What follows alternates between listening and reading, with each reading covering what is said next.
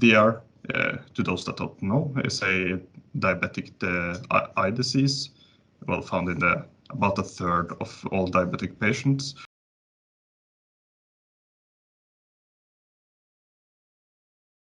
Hello everyone, and welcome to, I guess we'll call it an introductory seminar. My name, as just mentioned, is Magnus Størdal, and I've been asked to present myself, my preliminary work and future research direction for my PhD project. And here's just a quick presentation outline. I stem from Molde here in Norway, just a couple of hours southwest of Trondheim. I've done all my higher education here at UiT. I began there in 2016 with a bachelor's in physics. There I got introduced to machine learning and decided to do a master in physics with specialization in deep learning here at the machine learning group.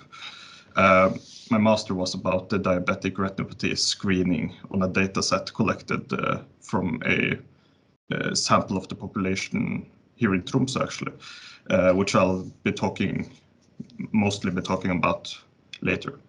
And currently I'm employed as a PhD fellow, just submitted or about to submit my application for to be taken as a PhD, and I'll be continuing working on diabetic retinopathy screening. About my project has been detecting DR and will be detecting DR. And for my master thesis, understanding the data set and the disease is like a major motivation for all of it. So DR, to those that don't know, is a diabetic eye disease, well, found in about a third of all diabetic patients. And with an increase in cases of diabetes worldwide, as time goes on, we're expecting to see more DR in the world, and therefore DR screening and making deep learning tools to assist clinicians is becoming increasingly important. And diagnosis of DR is done mainly through visual inspection of the retina. Images such as the one to the upper right is what will be taken through a dilated pupil, and a practitioner will inspect it for the small red dots you see, which are microaneurysms, these more white-ish spots, which are ischemic tissue and signals a decline into a more severe form of DR. And when you're starting to get to what we call a proliferate stage, where the eye is starting to create new blood vessels, you will also see hemorrhages, as these new blood vessels are more of, you could think of them like garden hoses, where they'll just start spraying blood into your eye. And the data set I got is from a sample of the Tromsø population, as mentioned, from the age of 40 and above, both male and female. And we got data sets from the Tromsø Eye Study 6 and 7, which are a sub-study of the Tromsø studies. And the data set, which kind of motivates the entire model I'll explain later, is built up of multiple images associated with a single retina. So on the right side of the presentation, you have this retina image with 6 different regions kind of shown with these colored circles. And these areas would be in their own image, so they're not connected, as you see in this image. But the label we got for the retinas are for the entire eye, not these singular regions. So this is kind of a big problem when it comes to, you could say, normal normal image analysis where you would kind of have one image to one label. And so the dataset presents a few interesting challenges. Applying the data to a CNN network straight up is not really possible, as the labels, as I said, does not represent each individual image, but rather the entire retina as a whole. So a model designed to deal with this dataset has to somehow combine the information from each image into a singular output. And while in my thesis we used 6 images per retina, it is possible for clinicians to either use more or fewer images, and we identified it as a worthy problem to deal with in the model. So the model we ended up making also had to be invariant to the number of inputs from a single retina. Thirdly, the images of the retina was saved randomly, and the decom files that came in did not contain any information in which of the 6 regions the image came from. So our model would also have to be invariant of how we loaded them, as it might be possible to detect which region the image came from in the eye, but it's not really a practical problem to try to deal with. And lastly, we identified to ensure clinical relevance, the model had to be able to be had to be compatible with both domain adaptation methods and explainable AI methods. Especially the DA methods in particular is important, as it could allow us to train one large model on this dataset from Tromsø, and you could just send the model down to let's say Mo i Rana, and they would use local unlabeled retina data to adapt the model onto their settings, equipment, and anything else that would kind of input some dataset shift to the data.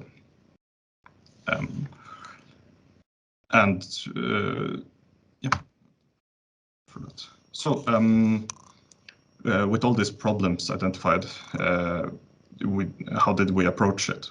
The solution we came up with in the thesis was a multistream CNN model, which could take any number of images as input and combine the what we call the image level features, which are features extracted from a single image, and combine them into a then retina-wide feature vector. The model consists of 3 main components. First is the CNN header, secondly is a feature fusion step, and lastly is a classifier. And I'll assume you're all very familiar with CNNs and just standard MLP classifiers. The fusion function, however, might be not immediately intuitive. So in short, the fusion function is any function that can take a number of feature vectors and combine them into a single vector. The output of the individual CNN networks are, as I said, image level features, but when we combine them, we can interpret it as a feature vector which represents the entire retina as a whole. And seeing as we have labels for the entire retina, it makes sense to compare that label to a prediction on a retina-wide feature. And well, the fusion function can be, as I said, anything that can combine multiple vectors into a single one. Like you could just take the mean of every feature, and that would be technically a fusion function. And having a number of parallel running CNNs, as I showed in the last slide, you might identify as horribly inefficient. So to simulate this, the n number of CNNs, we do a little bit of dimensional trickery. We load the individual image of a retina and keep track of which image belongs to which retina, which I've colored. Each of the colors in the figure you can interpret as images from a single retina. We pass the images through a single CNN and get their image level features. and we know which features belong to which retina, so we can fuse them together in any way we see fit and classify each retina-wide feature in a normal MLP network. In essence, this network can be viewed even as some kind of monostream network with a fusion function between the feature extractor and classification step. And it's this fusion function which gives the network the benefits of a multistream network. And for the domain adaptation and explainable AI compatibility, there should be, and we didn't find any problems with it. Domain adaptation methods is possible with this network when you mainly focus on the adaptation of the retina-wide feature. And we show this in our results using the ADA method. Explainable AI methods should also be compatible, as we either use the gradient to create saliency map maybe, or we're looking at the retina-wide feature vector and doing some form of mathematical explainability. And we did 3 experiments in the thesis, 2 of them on the MNIST and SVHN datasets, which are just the kind of handwritten or house numbers.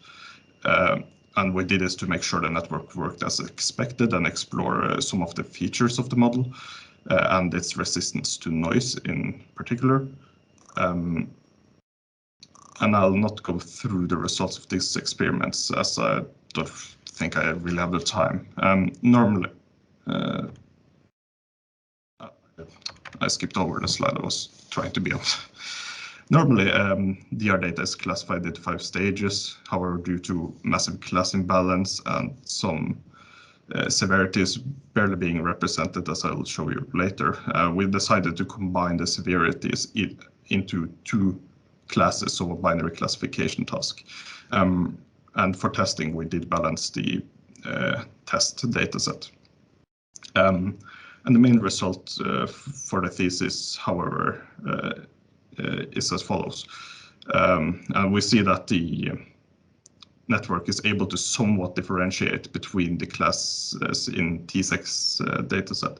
And we use T6 as the supervised dataset to train our network on. And then we try to use the ADA method to adapt it onto the T7 dataset, where we see a slight improvement post-DA, but it's still kind of random guessing. And then there's the confusion matrix, where you see the T7 dataset has almost completely collapsed into the no DR class.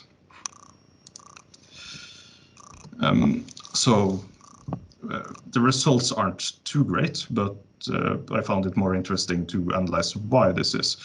And I think there's a lot to talk about here, but the main reason, I believe, is fairly simple. And the DR dataset mainly consists of no DR images and mild DR images. That is, and the mild DR is the least severe version of DR. This stage only showed the mildest of symptoms, very small, like red dots, very localized. And this means most of the input is effectively just noise. It only leads to class confusion. I said I would not go through the results of the MNIST and SVHN experiments, but I want to point to this one table from those experiments where we explore the model's robustness to noise, and what we find is that the model is rather robust to noise as long as the amount of noisy inputs does not become a majority of the input. So here we input 6 images into the network, and with either 0 to 5 noisy input, that is, we've deliberately chosen input which does not match the label. And at 4 and 5 noisy inputs, we kind of see a massive decline in the model's performance. And especially interestingly, when you have 5 noisy inputs and 1 normal input, we kind of see the same trend as we saw in this accuracy, where we get a little bit above random guessing accuracy on the supervised class, and then just the slightest of kind of improvement post DA on the domain adaptation dataset. And just to drive home that point, here's a distribution of the data from each of the datasets. No-DR makes up over 90% of the datasets in each of them, and mild makes up almost all of the rest, really. This is fairly typical, as I understand it, in medical imaging, and there's a lot of ways to improve the model in my master thesis, but due to time constraints, we really couldn't explore those approaches. And for the last section, I'll mention what I'll be doing in my PhD project. I'll still be working on DR, and the project will focus on a couple of directions. We're trying to, for example, we'll be focusing on explainability and explainable models in a medical setting, or I guess with a, and for my first project, I'll be focusing on the very recent model RELAX that was published from the machine learning group here in Tromsø. And I'll be looking at the possibilities of using it as a base and improving on the heat map sharpness of the model by reducing redundant area and trying to deal with the identified problem of explaining very small, fine semantic features. Further along, we're looking into contributing to a field of retina screening or retina segmentation, where we'll be trying to combine the superpixel-based segmentation and using a GNN to classify sort of the different superpixel segments to get a more whole picture of the retina, as current methods tend to only focus on the blood vessels of the retina or just lesions and nothing more. And hopefully in this approach, we will see a more full view of the retina, sort of. And this is kind of far in the future, but we're also hoping to gain additional data for DR screening and not just retina images, but things like OCT images, which you can think of as an ultrasound of the eye, and electronic health records and other types of data, really. And we're looking at trying a multimodal approach to DR screening and see how that can affect the results of DR screening. And kind of at the end of this project, I'm hoping to return to the master thesis model and make some major improvements to it.